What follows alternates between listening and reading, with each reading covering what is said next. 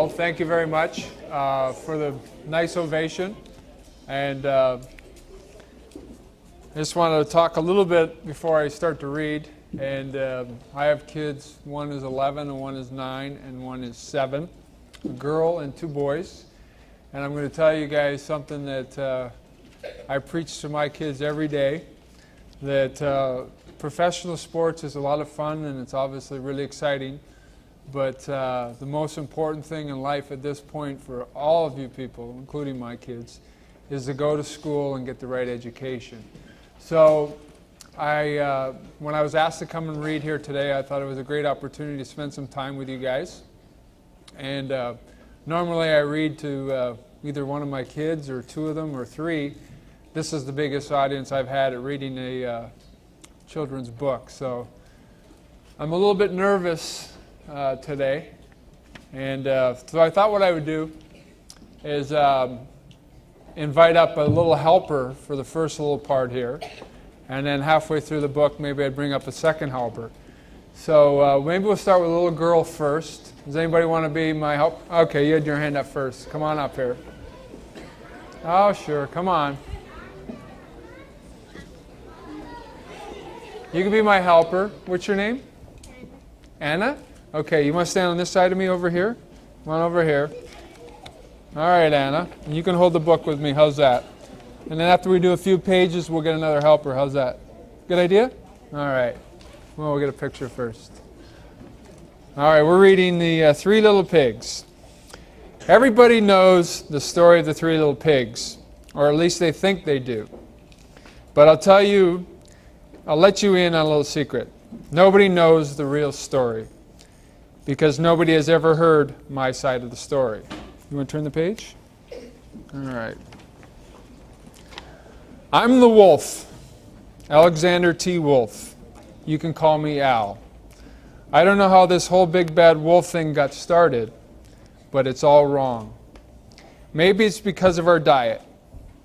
Hey, it's not my fault wolves eat cute little animals like bunnies and sheep and pigs.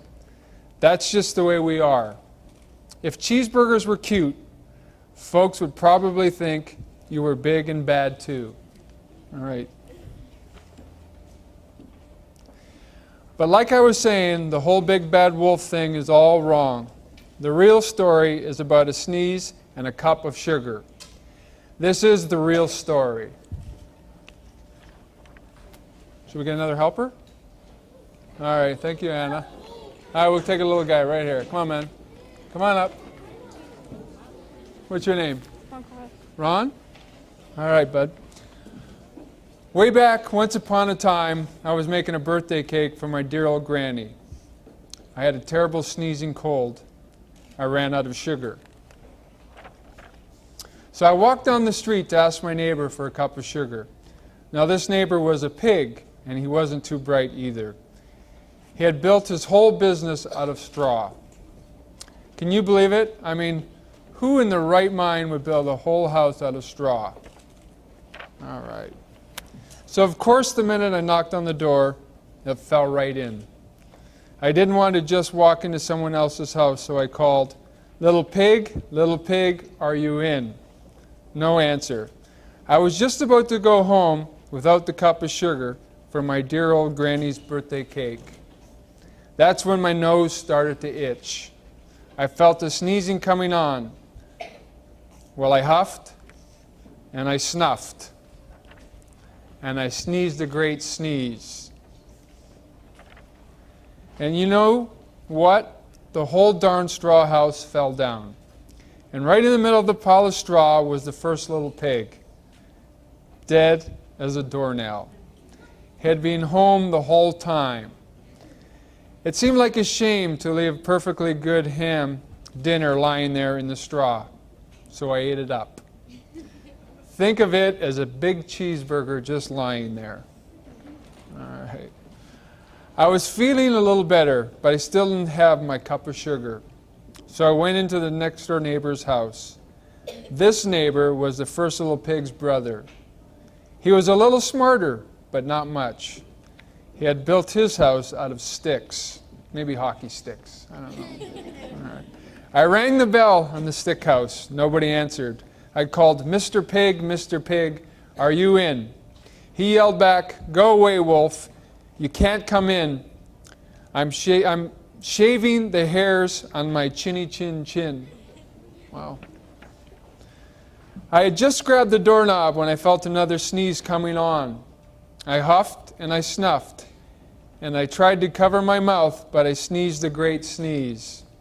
And you're not going to believe it, but this guy's house fell down just like his brother's. When the dust cleared, there was the second little pig, dead as a doornail. Wolf's honor. Now you know food will spoil you if you just leave it out in the open. So I did the only thing there was to do. I had dinner again. Think of it as a second helping. I was getting awfully full. My cold was feeling a little better. And I still didn't have that cup of sugar for my dear old granny's birthday cake. So I went to the next house. This guy was the first and the second little pig's brother. He must have been the brains of the family. He had built his house out of bricks. I knocked on the brick house, no answer. I called, "Mr. Pig, Mr. Pig, are you in?" And do you know what that rude little porker answered? "Get out of here, Wolf. Don't bother me again." Talk about impolite. He probably had a whole sack full of sugar, and he wouldn't give me even one little cup from my dear sweet old granny's birthday cake. What a pig. I was just about to go home and maybe make a nice birthday card instead of a cake when I felt my cold coming on. I huffed and I snuffed and I sneezed once again. Then the third little pig yelled, "And your old granny can sit on a pin." Wow. Now I'm usually a pretty calm fellow, but when somebody talks about my granny like that, I go a little crazy. When the cops drove up, of course I was trying to break the pig's house, the door down. And the whole time I was huffing and puffing and sneezing and making a real scene. The rest, as they say, is history. The news reporters found out about the 2 pigs I had for dinner. They figured a sick guy going to borrow a cup of sugar didn't sound very exciting. So they jazzed up the story with all that huff and puff and blow your house down. And they made the big bad wolf. That's it. The real story, I was framed. But maybe you could loan me a cup of sugar. All right. Good job, man. Oh,